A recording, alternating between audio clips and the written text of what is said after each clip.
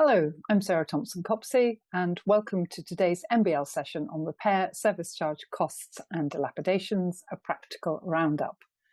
Today we're going to be looking at repair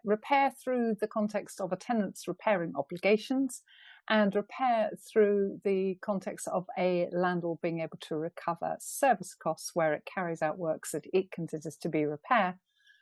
that it says falls within the service charge obligations or the obligation to pay towards the service charge for those works.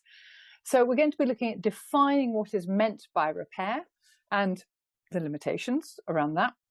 We'll be looking at repair and the tenant's repairing obligations, and in particular the ability or otherwise of the tenant to minimise its obligations. And then we'll be looking at repair and the landlord's service charge recovery and just how difficult it is for tenants to be sure that they can limit a landlord's service charge recovery, but also some of the problems that landlords might have in recovering service costs, particularly in poorly drafted service charge clauses. So as you probably all aware, there are a lot of statutory restrictions, or there are statutory restrictions which assist a tenant where a tenant is in breach of its repairing obligations,